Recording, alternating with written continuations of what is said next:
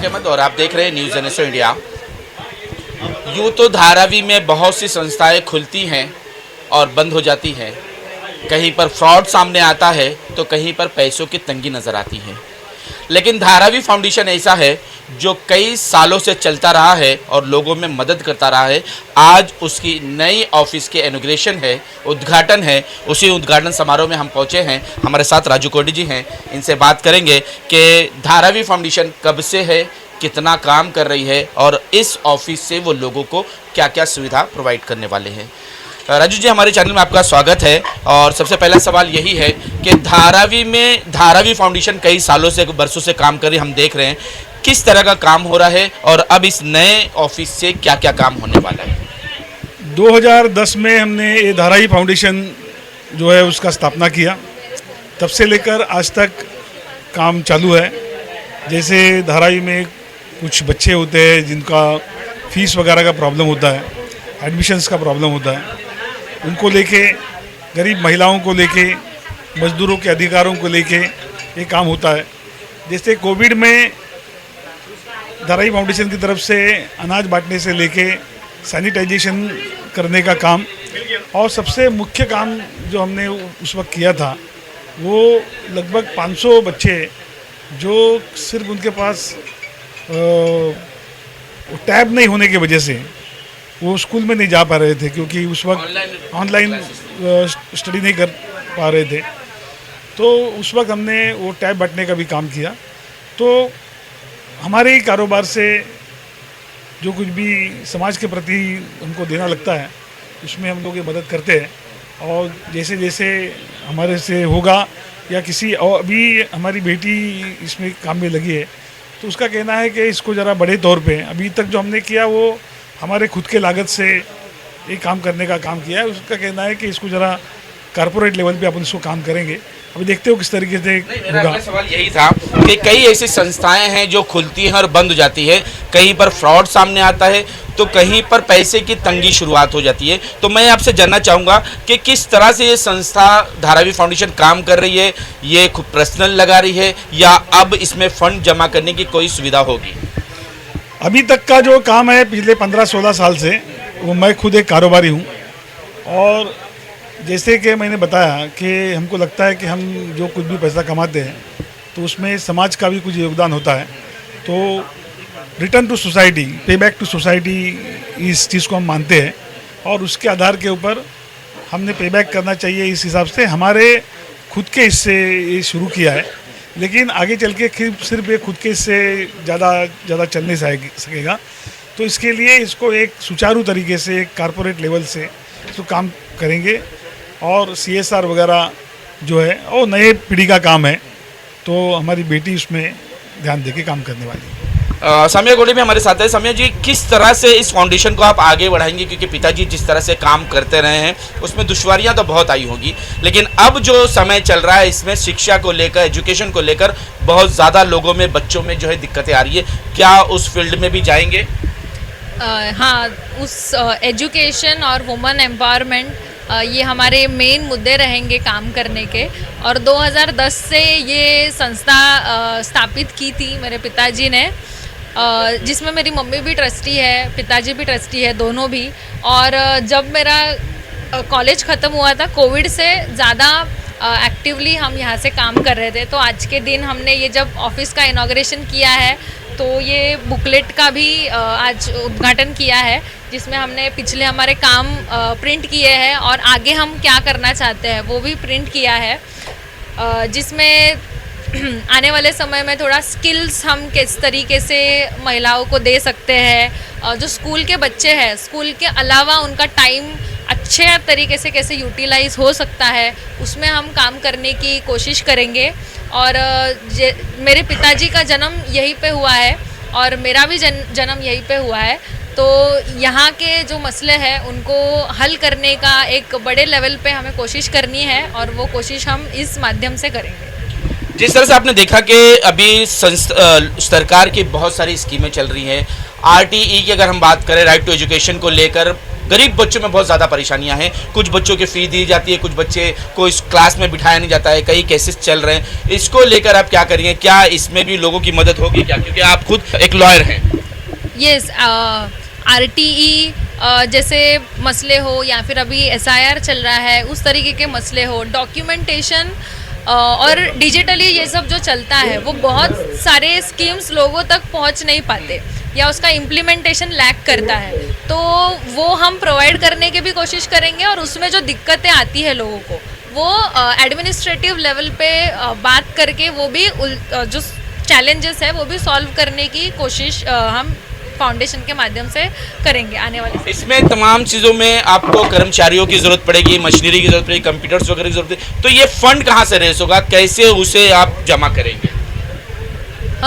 अभी जैसे हमने कहा कि अभी तक तो हमारे फ्रेंड्स एंड फैमिली इससे लार्जली हम ऑपरेट करते थे। ज़्यादातर से तो जो ट्रस्टीज़ थे जैसे मेरे पिताजी वो कंट्रीब्यूट किया करते थे, लेकिन अभी अलग अलग ज़रिए हैं।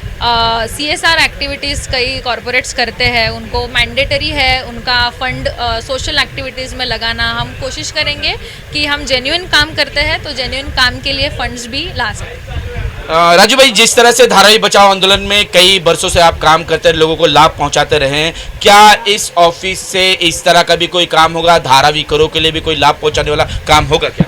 धारावी बचाओ आंदोलन का नींव ही हमने रखा है, शुरुआती हमने किया है, तो इसमें कोई दो राय नहीं है कि धारावी बचाओ आंदोलन उसकी मांग जो है उस मांग के साथ हम डटे खड़े हैं। और इस ऑफिस से भी और जहाँ जहाँ पे मैं रहूँगा वहाँ से धारावी बचाओ आंदोलन का और धारावी बचाओ आंदोलन का बोलने से ज़्यादा जो धारावी के लोगों की जो मांग है उस मांग, हाँ, वो मांग जो है उस मांग को लेके जो काम है वो काम बरकरार रहेगा। क्या कुछ संदेश देना चाहेंगे धारावी को? कोई ऐसे मुद्दे पर आप उनको जागरूक करना चाहेंगे? दो ही मुद्दे धारावी के लिए सबसे मेन है कि धारावी का प्रोजेक्ट जो है वाइटल पब्लिक प्रोजेक्ट है, इसके लिए इस पर कट ऑफ डेट नहीं होनी चाहिए। हर एक झोपड़ा, हर एक घर जिसका सर्वे हुआ है उसको पात्र मानना चाहिए। और दूसरी जो मांग है वो मांग धारावी का ये जो प्रोजेक्ट है वो SRA का प्रोजेक्ट है और SRA का प्रोजेक्ट इन सीटू रिहैबिलिटेशन का प्रोजेक्ट होता है। मतलब उसको जहाँ पे उसका झोपड़ा है, जहाँ पर उसका घर है, वहीं पर उसका रिहैबिलिटेशन होना चाहिए। तो धारावी के हर एक लोगों का, हर एक दुकान का, मकान का जो पुनर्वसन जो है, रिहैबिलिटेशन जो धारावी में होना चाहिए। सभी को पात्र करो और सभी का धारावी में पुनर्वसन करो, यही मुख्य मांग है। और इस मांग को लेके जो है हमने काम शुरू किया था, वो काम हमेशा चालू रहेगा। लोगों की मदद करते रहे हमेशा आपके हस्बैंड, उसके बाद अब बेटी भी साथ आ गई है, तो क्या ऐसा लगता नहीं कि जा रहा है आने वाला कोई काम नहीं? कभी आपने इनको कहा कि कुछ आने वाला भी काम करो कि सब लोगों के लिए लगाते रहेंगे आप? ऐसा कभी नहीं बोला। ऐसा कभी नहीं बोला। तो खुशी होती है आपको? खुशी, कैसे खुशी होती है? क्या होता है, क्या दिल में होता है? वो सोशल वर्क करते ना, मुझे खुशी है। अच्छा, बेटी भी कर रही लोगों तो की मुझे मदद खुशी करना है। ज़्यादा अच्छा हाँ, लगता अच्छा है। लगता है। तो जिस तरह से आप देखें कि सोशल वर्किंग में लोगों की मदद करने में बहुत ज़्यादा अच्छा लगता है, क्योंकि होना भी चाहिए। क्योंकि जो लोग उस व्यक्ति क्या फ़ायदा कि जब तक वो किसी की मदद ना कर सके, वो किसी की मदद में काम ना आ सके। हमारे साथ बहुत सारी है, लेकिन धारावी फाउंडेशन जो है 2010 से काम कर रही है, लोगों की मदद कर रही है। और ये अब इन्होंने नए ऑफिस का इनॉग्रेशन किया है जिससे और ज़्यादा लोगों को मदद पहुँचेगी। धारावी पुलिस स्टेशन के एरिया में या धारावी एरिया में राजू भाई और साम्या, इनको कौन जानता नहीं। इनका कार्य 2000 कोरोना के टाइम में कल बात हुआ, मैडम आई थी मेरे साथ में, हम बैठे थे। इनका कोरोना के टाइम में इन्होंने धारावी फाउंडेशन के तहत बहुत ज़्यादा काम किया है, क्या है। और मैं इनको बधाई दूंगा कि अच्छा ऑफिस खोला है इधर। पहले इनका ऑफिस उधर था, मेरे को पीला बंगला भी था, तो पीला बंगला से थोड़ा सा प्रोग्रेस किया है। धूल मिट्टी से हट गए। यहाँ अच्छा ऑफिस किया है। लोगों की आप सेवा करो, हर चीज़ का वक्त होता है, आपका वक्त आएगा और आएगा ज़रूर, ये मेरा वादा है आपसे। क्या है, सिर्फ मेहनत करो, लोगों के काम आओ। आप जितना लोगों के लिए काम आओगे, आज न कल तो लोगों को ये करना ही है, मदद आपको करना है। आप जब तक लोगों को मदद करोगे तो लोग आपको मदद करेंगे। सिर्फ रास्ता सही चुनो तो आप मंजिल तक पहुंच जाओगे। Thank you very much. Dharavi को कुछ कहना चाहेंगे? धारावी को मेरा हमेशा क्या कहना है धारावी में हिंदू मुस्लिम सिख ईसाई सब साथ में मिलके चलते हैं, सब साथ में रहते हैं, अमन और शांति से चल रहे हैं। ऐसी अमन और शांति बनी रहे। और कुछ लोग होते हैं, देखो हाथ के 5 उंगली भी सही नहीं है, तो कुछ लोग जो दंगा फैलाने का काम करेंगे उनको रोकने के लिए पुलिस सक्षम है। और धारावी पुलिस और मुंबई पुलिस हर परिस्थिति को फेस करने के लिए तैयार है। जिस तरह से राजू कोटे जी का आपने देखा है कि वो कई सालों से धारावी बचाओ आंदोलन के साथ रहे हैं, लोगों की मदद करते रहे। आज नए ऑफिस का इनॉग्रेशन है, क्या लोगों को यहाँ से मदद मिल पाएगी क्या? नहीं, पहले से भी काम कर रहे हैं, बचपन से काम कर रहे हैं, तो उनके अंदर काम करने एक जुनून है, वो उनकी बेटी को मिला है। उम्मीद करते हैं कि आगे भी हमारे शुभकामनाएं हैं, आगे भी ये मदद लोगों तक पहुँचेगा, ऐसा मुझे उम्मीद है कि, क्योंकि काम करने वाला किधर भी रहेगा तो काम कर सकते हैं। लेकिन एक चर्चा उठ रही थी कि इलेक्शन के बाद धारावीकरों से नाराज नजर आ रहे हैं, दूरी कर लिए हैं धारावीकरों से, और उसके बाद ये नए ऑफिस का इनॉग्रेशन जो है वो कुछ और ही कहानी कह रहा है। देखो, नाराजगी सही है। हाँ। जो इंसान दिन रात अगर काम करेगा, धूप में रोड में बैठ के नारा लगाएगा, घर के लिए लड़ेगा, उसके बाद में अगर लोग उनको रिजेक्ट करेगा तो लोगों की गलती है ना। चंदा और धंधे में लोग लगा रहेगा तो नाराजगी होना वाजिब है, नाराजगी होएगा जरूर। जो लोगों ने अब धारावी में जो लोगों ने घर के लिए लड़ा नहीं वो जीत के आ रहा है, तो इसका मतलब कलयुग वापस लौटा है। कलयुग में कुरान के अंदर भी, बाइबल के अंदर भी क़यामत का दिन ऐसे ऐसे लोगों को बड़ा करेगा जो लोग कुछ ता ही नहीं, ऐसे लोगों को बड़ा करेगा। आप देखा रहेगा जितना जो ज़्यादातर जो नगर सेवक चुन के आया धारावी के अंदर, कभी वो घर के लिए लड़ा नहीं है, घर के अंदर बैठ के जीत के आयल है। तो नाराजगी होना जरूरी है ये लोकशाही में। ये नाराजगी एकदम मैं समझता हूँ राजू भाई का बराबर है, राजू भाई का। तो क्या अब इस ऑफिस से धारावीकरों को फायदा पहुंचेगा, चाहे वो डॉक्यूमेंटेशन को लेकर हो, एजुकेशन को लेकर हो, या सरकारी सुविधाओं को लेकर हो? जहाँ तक जितने साल से जो मैं राजू भाई को जानता हूँ, तो राजू भाई पहले से सोशल फील्ड में एक्टिव रहे हैं। धारावी में उनका एक नाम है, हर लोग उनको जानते हैं। वो इलेक्शन का माहौल क्या था वो छोड़ दो, पर मैं इतना जानता हूँ कि लोग उनके पास से कभी भी ना उम्मीद होके नहीं गए। और वो काम ज़रूर होएगा। और ये अगर यहाँ खुला है तो इंशाल्लाह पूरी उम्मीद है कि लोगों का अच्छे पैमाने पे सही तरीके से जो लोग चाहते हैं, जो उनके काम की ज़रूरत है, वो इंशाल्लाह राजू भाई और उनकी बेटी सामिया कोरडे उस पर खड़े उतरेंगे। तो क्या अब धारावी बचाओ आंदोलन भी यहाँ से दिखाई देगा क्या? राजू भाई आएगा तो वेलकम है, आगे तो हम तो लड़ते ही है, हम तो फकीर आदमी है, झोला चल जाएंगे। अभी झोला भरा क्या नहीं? अभी झोला भरा नहीं है। यहाँ पे लोग भी हैं, इनसे भी जानने की कोशिश करेंगे, बात करने की कोशिश करेंगे। सबसे पहले हम आपसे ही जानेंगे कि जिस तरह से बहुत सारी संस्थाएं आती है चली जाती हैं, लेकिन लोग जो है सोसाइटी के नाम पर, कमेटियों के नाम पर, एनजीओ के नाम पर लोगों को ठगते नजर आते हैं, लूटते नजर आते हैं। राजू भाई को तो मेरे ख्याल में संस्था की ज़रूरत नहीं है, क्योंकि राजू भाई बिना संस्था के भी काफ़ी साल से काम कर रहे हैं, जिनको हमारे वालिद साहब जानते थे। राजू भाई ने हमारे करीब 92 के दंगे में जो घर वगैरह जलाया गया था जोगलेकर नाले पे, वहाँ पे भी इन्होंने मदद की थी, मल्ली करके थी, उनका घर वगैरह बना के दिया था। तो राजू भाई को मेरे हिसाब से संस्था की ज़रूरत नहीं, उनका नाम ही काफ़ी है, लेकिन उन्होंने एक बैठने के लिए ऑफिस बना लिया होगा, उसके लिए ये बैठक है और कुछ नहीं, उससे ज़्यादा। तो यहाँ से क्या क्या बेनिफिट लोगों को पहुँच पाएगा? अभी बेनिफिट तो जो भी है, लोगों आम जनता को जो नहीं मिलता है नेताओं से, वो सुविधा यहाँ मिलेगी। जो नगर सेवक से नहीं मिल पाता है, जो एमएलए एमपी से नहीं मिल पाता है, वो सेवा उनको आम जनता को यहाँ से राजू भाई के ऑफिस से मिलेगा। धारावी फाउंडेशन 2010 में उनका रजिस्ट्रेशन हुआ है और 2010 से वो काम कर रहे हैं और हम उनके साथ जुड़े हुए भी हैं, क्योंकि उस फाउंडेशन में जो संस्थापक है राजू कोरडे, उनके माध्यम से हमने बहुत से काम किया है। धारावी बचाओ आंदोलन के माध्यम से भी काम किया है और धारावी फाउंडेशन धारावी बचाओ आंदोलन को मजबूती करने के लिए भी योगदान है उनका। जिस संस्था काम करती है, कुछ धारावी में बहुत सी संस्था काम करती है, मगर वो नाम के लिए करती है। मगर ये फाउंडेशन जो है, मेरे ख्याल से लॉकडाउन के टाइम भी इन्होंने बहुत से ऐसे काम किए हैं धारावी फाउंडेशन के माध्यम से।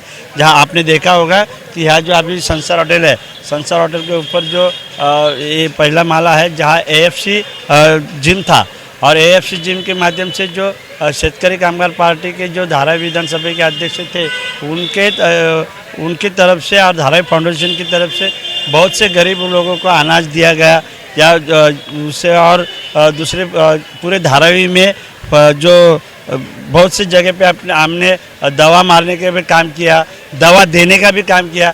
मतलब ये जो फाउंडेशन जो बना है वाकई लोगों को सहकार्य करती है और लोगों को ज़्यादा से ज़्यादा जो ज़रूरत उनको जिस चीज़ की ज़रूरत है उस चीज़ का वो लोग बहुत से सहयोग देते हैं। और ऐसे ये इस जगह पे जो धारावी फाउंडेशन का अभी ये नया कार्यालय हुआ है, तो मैं चाहता हूँ कि इस कार्यालय के धारावी के जो 90 फीट के लोग हैं वो ज़्यादा से ज़्यादा उनका फ़ायदा ले ले।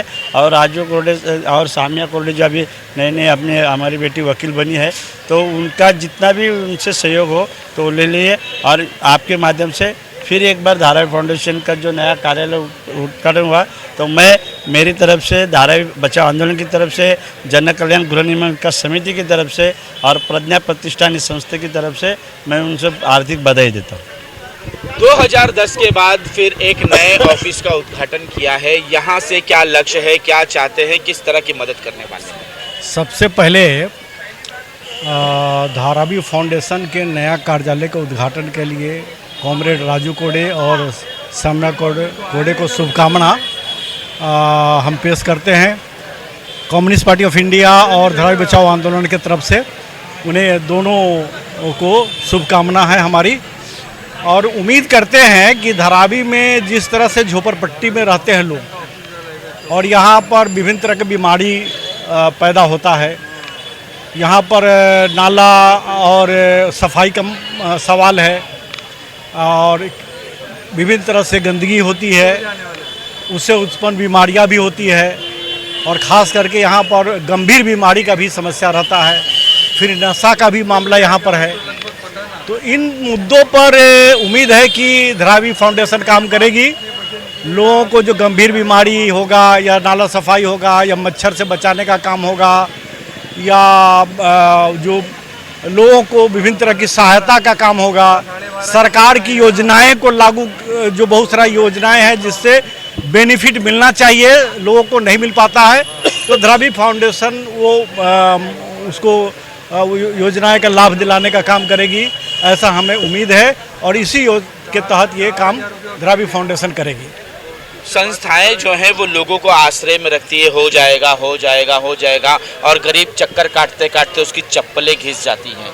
तो क्या यही काम इस ऑफिस में भी होने वाला है क्या? मैं आपके माध्यम से धारावी फाउंडेशन के अध्यक्ष व एडवोकेट राजू कोरडे साहब और साम्या कोरडे साहब को दिल की गहराइयों से हार्दिक शुभेच्छा देता हूँ। और धारावी फाउंडेशन आज से नहीं, जैसे 2010 में इनका रजिस्ट्रेशन हुआ है, उन्होंने ज़रूरतमंद लोगों को लॉकडाउन के तहत राशन बांटा है, दवाइयाँ बांटा है और बहुत से बच्चे, मेरे भी माध्यम से मैं इनको बोला था सर को, तो उन्होंने बहुत से बच्चों को फ्री में एडमिशन भी करवाया है, फ्री में ट्रीटमेंट भी, इलाज भी हम बहुत से हॉस्पिटल में करवाया है। तो धारावी फाउंडेशन के तरफ से और लोगों के अपेक्षा के तरफ से वो अपने मकसद में हमेशा एक दूसरे के ज़रूरतमंद लोगों को उन्होंने सहायता किया है और करते रहेंगे। और मैं एडवोकेट साम्या कोरडे और राजू कोरडे साहब को हार्दिक शुभेच्छा देता हूं, धारावी बचाओ आंदोलन तरफ से और बहुजन समाज पार्टी की तरफ से। ये देखिए वल्लभ बिल्डिंग है, वल्लभ कोऑपरेटिव हाउसिंग हुआ है, उद्घाटन हुआ है और यहीं से अब लोगों की मदद की जाएगी, ऐसा राजू कोरडे जी ने कहा है। चाहे वो एजुकेशन को लेकर हो, चाहे धारावी बचाओ आंदोलन का काम भी होगा, वो भी उन्होंने कहा यहीं से होगा। उसके साथ साथ में तमाम डॉक्यूमेंटेशन जो है वो भी यहाँ से दुरुस्त किए जाएंगे और बहुत सारे काम यहाँ से होने वाले हैं। तो लोगों से यही अपील है कि आइए इस ऑफिस में, यहाँ से लोगों को संपर्क करिए, देखिए, पता करिए आपके लायक और क्या क्या काम यहाँ पर आपके लायक हो सकता है और आपकी मदद यहाँ पर हो सकती है। आज तक के लिए इतना ही। देश विदेशी खबरों के लिए देखते रहें न्यूज़ जनरेशन इंडिया।